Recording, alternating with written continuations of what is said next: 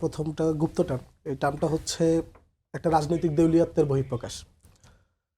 শিবিরের কিভাবে কাজ করলে তাদেরকে প্রকাশ্য বলা হবে, তাদের কাছে কথা বলার মধ্যেও কোনো ধরনের এলিমেন্ট নাই যেটা দিয়ে শিবিরকে ভিক্টিমাইজ করা যায়, ক্রিমিনালাইজ করা যায়। সেই জন্য একটা টার্ম, যে টার্মটা তারা মানে অহরহ ব্যবহার করে, যে টার্মটার কোনো ধরনের ভিত্তি নাই, কোনো প্রুফ নাই।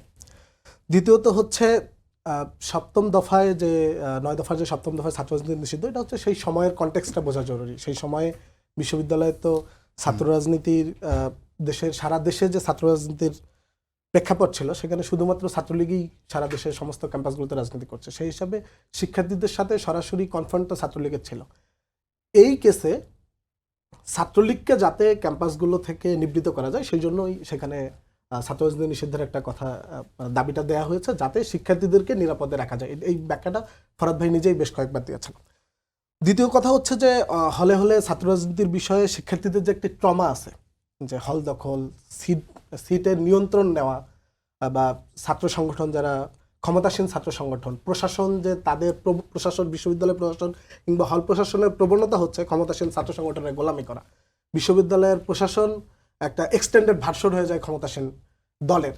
সেই জায়গাগুলো থেকে ছাত্র রাজনীতির যে ট্রমা হলগুলোতে আছে, সেটা তোকে অ্যাকসেপ্ট করতে হবে। এরপরে তো আমরা একটা ফরমেশন দিতে পারবো যে ছাত্র রাজনীতি কিভাবে হতে পারে, আমরা প্রত্যেকটা স্টেক নিয়ে বসতে পারি। সেইটা নিয়ে কোনো আলাপ না দিয়ে আমরা যদি ট্রেডিশনাল ওয়েতে যাই। কিন্তু আপনাদের দলের যিনি সভাপতি আছেন আপনাদের সংগঠনে, তিনি তো আসলে কমিটি দিতে অনিচ্ছুক হলেও আপনারা ছোট ছোট টিমে কাজ করেন। ছোট ছোট টিমের ব্যাখ্যা সরাসরি আজকে ফরাদ ভাই দিয়েছেন। ছোট ছোট টিমটা হচ্ছে এটা এজেন্ডা বেসড কাজ। আমরা যখন হলে বিশ্ববিদ্যালয়ে যখন আমরা বিভিন্ন প্রোগ্রাম করি, যে আমরা আত্মাকুয়া কোরবানি ফেস্ট করেছি, তখন আমাদের যে ভলান্টিয়ার লাগে, আমরা যে শিফা হেলথ কেয়ারের যে আমরা প্রোগ্রামগুলো করেছি, সেখানে যে ভলান্টিয়ার মানে সেই এজেন্ডাটা শেষ, আমাদের সেই টিমের ফরমেশন শেষ। আমাদের তো একটা সাংগঠনিক টিম ওয়ার্ক থাকে। টিমগুলোতে কারা আছে সেই নামগুলোকে প্রকাশ করেছেন আপনারা? এটা তো খুবই ছোট ইস্যু, এটা তো প্রত্যেকটা ইস্যুর জন্য আলাদা আলাদা করে তাহলে আমাদের টিম প্রকাশ করতে হবে। শিবির তো এইভাবে কোনোদিনই ফাংশন করে নাই। শিবির সারা দেশে যেভাবে কাজ করে সেভাবেই কাজ করছে। প্রত্যেকটা অনুষ্ঠান আছে, প্রত্যেকটা প্রোগ্রাম বেস তো আমাদের ভলান্টিয়ার করতে হয়। আমরা যে টিএসসিতে প্রোগ্রাম করলাম, সেখানে আমার ভলান্টিয়ার করতে হয় নাই। আমরা যে কিছুদিন আগে যে কুরবানি ফেস্ট করলাম, সেখানে আমার ভলান্টিয়ার লাগে নাই। আমরা যে হচ্ছে হেলথ ক্যাম্প করলাম, সেখানে আমার ভলান্টিয়ার লাগে নাই। আমরা যে শিবির মেটস ব্রিলিয়ান্স করলাম, সেখানে আমার ভলান্টিয়ার লাগে নাই।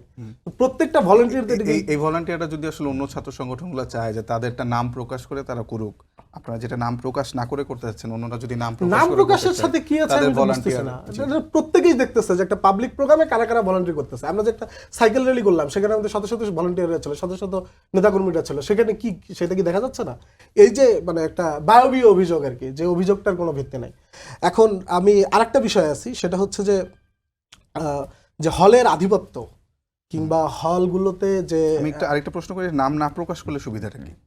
নাম প্রকাশ করেন, আমাদের তো সাংগঠনিক ফরমেশনটাই এরকম। আমি তো আপনার কথা হলো যে আমার সংগঠন চালাবো না, আমার সাংগঠনিক তো নিজস্ব একটা স্ট্রাকচার আছে, ভাইদের একটা স্ট্রাকচার আছে, ভাইদের একটা স্ট্রাকচার আছে। প্রত্যেকটা স্ট্রাকচারে আমি বলি শেষ করি তাহলে বুঝি যে কোন কোন স্ট্রাকচারে কি হয়, সিন্ডিকেট বেসড, পার্টি বেসড, দল বেসড, ভাই বেসড।